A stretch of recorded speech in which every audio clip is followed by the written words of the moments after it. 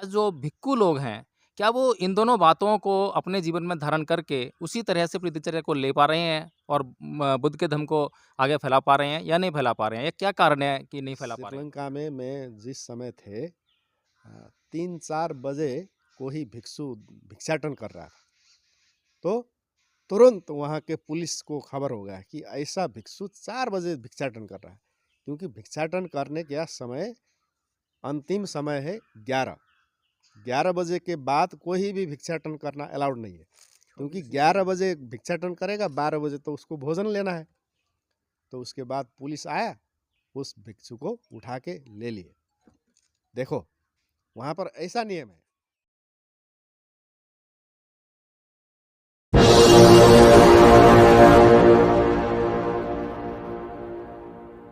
जय भीम, नमो बुद्ध साथियों। साथियों, आप देख रहे हैं एनवी न्यूज़ 24/7 और आज हम हैं नेपाल में।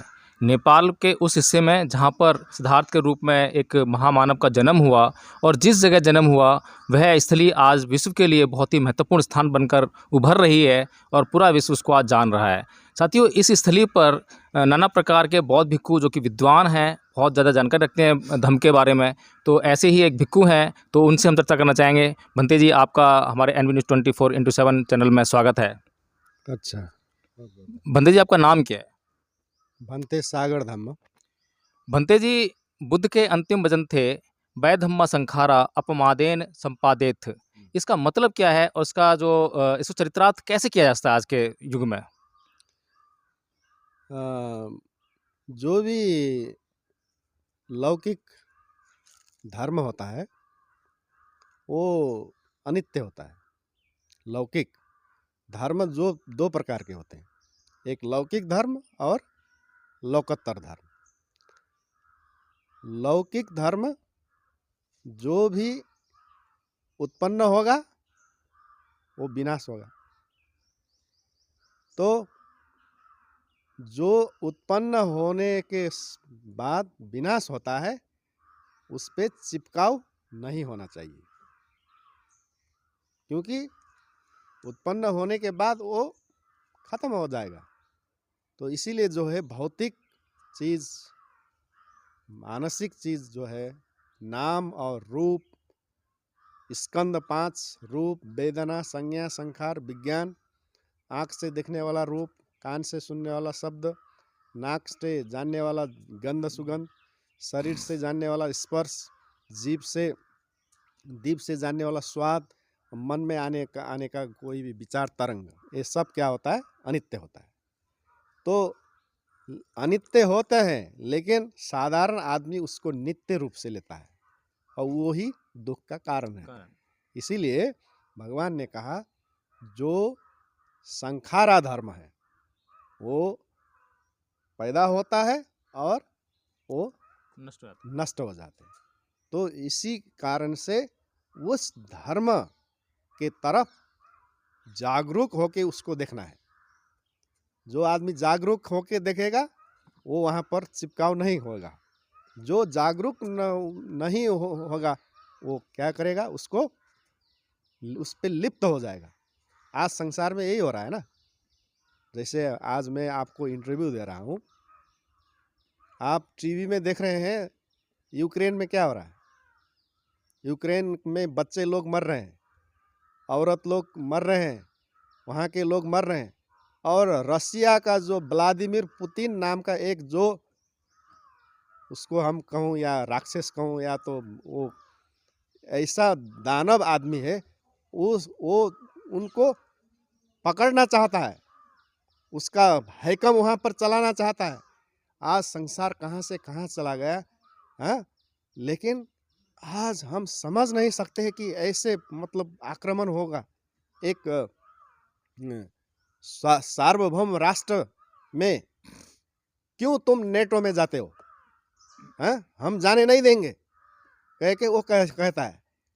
तो इसका मतलब क्या है कि वो लोग इस संसार को भय धम्मा संखार अपमादेन संपादित, उसका ठीक विपरीत वो लोग जा रहे हैं कि हम यहाँ सारे मतलब वो यहाँ रहेंगे हैं, ये रसिया जो है ये सदा वो ये देश होगा, हमारा वर्चस्व होगा, नेटो यहाँ पर वारसा, ये लोग ऐसे मतलब वो चला रहे हैं संसार में। इसीलिए शांति नहीं है। जिस आदमी को धर्म का ज्ञान होगा उसी को शांति मिलेगा। धर्म का ज्ञान नहीं होने वाला आदमी को कैसे मतलब शांति मिलेगा? उसको शांति नहीं मिलेगा। भंते जी, जो बुद्ध के अंतिम वचन थे, वै धम्मा संखारा अपमादेन संपादेत, और बुद्ध ने यही भी कहा है कि पमादो अमृत पदंग पमादो मचनु पदंग अपमता न मियंती ये पमता यथा मता। तो इन दोनों बातों में कुछ समानता है क्या? हाँ, तो अंतिम में उन्होंने भय धम्मा संखारा अपमादेन संपादे था, अंतिम में ये कहा। तो अपमादे अमतो पदम, जो आदमी अप्रमाद, हाँ, जो आदमी प्रमाद है, जो आदमी की होश नहीं है, स्मृति नहीं है, सती नहीं है, वो आदमी तो अभी भी मर चुका जैसा है। उसके लिए कोई विशेष जो व्यक्ति मृत्यु नहीं। प्रमादी है, हाँ, आलस्य हाँ, से सहित है, हाँ, आलस्य करने वाला है, हाँ, वे व्यक्ति जो है मरे हुए के समान है। समान है। इसी तरह से बुद्ध के जो अंतिम वचन थे हाँ, कि वै धम्मा संखारा, सभी संस्कार जो हैं वय होने वाले हैं, नष्ट होने वाले नष्ट हैं। होने वाले। इसलिए उसमें राग और द्वेष उत्पन्न नहीं होने देना नहीं चाहिए, होने देना। और अपमादेन संपादित, संपादित, और सभी हाँ। कार्यों को जो है अप्रमादी होकर उसको जो है संपादित करने के लिए हाँ। बोला बुद्ध ने। तो तो जो ये गाथा है, इसमें मतलब जो है क्या इसमें आपस में जो है मेल है? नहीं, इसके सार में दूसरा दोनों का एक ही है। दोनों का मतलब है कि जो आदमी अप्रमाद होता है, जो सती में अखंड रूप से बैठता है, जिसके पास योनिसो मनस्कार होता है, वो मृत्यु से बाहर होता है। भंते जी, मेरा पूछने का अभिप्राय ये था कि जो आज संसार में बौद्ध धर्म का प्रचार प्रसार नहीं हो पा रहा है, क्योंकि पीछे आपने एक चर्चा की थी जिसमें कि बाबा साहेब के बारे में बताया। बाबा साहेब काठमांडू में एक बौद्ध महासभा में आए थे, सम्मेलन में आए थे, जहाँ पर कि उनकी जो चिंता थी वो इसी बात को लेकर थी कि बौद्ध धर्म जो कि विश्व धर्म है, विश्व गुरु होने का दर्जा भारत को जो है बौद्ध धर्म के नाते मिला, तो उसका प्रचार और प्रसार बड़े लेवल पे होना चाहिए, ताकि भारत ही नहीं बल्कि पूरा विश्व जो है बुद्ध के धर्म को जान सके, और बुद्ध के धर्म को जानकर सुख शांति समृद्धि से पूरी दुनिया लबालब रहे, उसका यूज़ कर सके, प्रयोग कर सके। तो बंते जी, मैं इसी बारे में चर्चा करना चाहता हूँ कि जो आज जो भिक्खु लोग हैं, क्या वो इन दोनों बातों को अपने जीवन में धारण करके उसी तरह से अपनी दिनचर्या को ले पा रहे हैं और बुद्ध के धर्म को आगे फैला पा रहे हैं या नहीं फैला पा रहे हैं? या क्या कारण है कि नहीं फैला पा रहे हैं तो? नहीं, बहुत दृष्टिकोण से आदमी अभी भिक्षु बन जाता है। कोई आर्थिक रूप से, कोई सामाजिक रूप से, कोई मानसिक रूप से, आध्यात्मिक रूप से, है ना? तो आर्थिक रूप से जो है, जो गरीब होगा, पैसा नहीं होगा, कहाँ बैठने का, कहाँ क्या खाने का, क्या, तो वो सोचेगा कि अगर मैंने चीवर लिया तो ये समस्या हल हो जाएगा। तो इसीलिए वो जो आर्थिक रूप से आदमी होता है, तो इसीलिए जो है सामाजिक रूप से मेरा प्रतिष्ठा बढ़ेगा, आदमी मुझे वंदना कहेंगे, हैं? अभी तो कोई भी आदमी मुझे वंदना नहीं कहता है, कोई मुझे कोई रेस्पेक्ट नहीं करता है। तो इसीलिए सामाजिक रूप से अगर कोई मतलब, उस दृष्टिकोण से भिक्षु बनने का कोई प्रतिफल नहीं है। अगर कोई आध्यात्मिक रूप से भिक्षु बनता है कि उसको इस जीवन में दुख ही दुख नजर आता है, जहाँ भी देखो दुख ही है दुख। अरे इस दुख में, इस दुख से मेरा अंत कैसे होगा? तो उसी दृष्टिकोण से अगर कोई भिक्षु बनता है तो वो ऐसे छोटे मोटे चीज से वो लालुप्त नहीं होगा, चिपकाव उसमें नहीं होगा, तो वो धम्म का मतलब धारण करने में आगे बढ़ेगा। तो भंते जी, आज अगर हम देखें कि जितने जितने भी बौद्ध भिक्षु आज संसार में हैं, और विशेष तौर पर मैं अगर चर्चा करूं नेपाल और भारत की, तो कितने ऐसे भिक्षु हैं जो बुद्ध के धम्म के अनुसार आज अपना जीवन चला रहे हैं, या बुद्ध के अंतिम शब्दों को वे जो है कार्य रूप देने के लिए तैयार हैं, या उसमें पूरी तरह से लगे हुए हैं? इसमें क्या है कि इस जो अंतिम में मैंने कहा कि दुख को देख के उसका दुख का निवारण के लिए जो भिक्षु बनते हैं, उनका जो संख्या है वो कम है। हाँ, भगवान बुद्ध के समय में भी कम था, अभी भी कम है। लेकिन चीवरधारी तो लेकिन हमें बहुत सारे मिलते हैं। सीवरधारी तो बहुत सारे मिलेंगे। कोई राजनीति करते हैं, कोई पॉलिटिक्स करते हैं, कोई बिजनेस करते हैं, कोई क्या करते हैं। लेकिन जो सार धम्म का अपनाने जो भिक्षु लोग हैं वो बहुत कम है।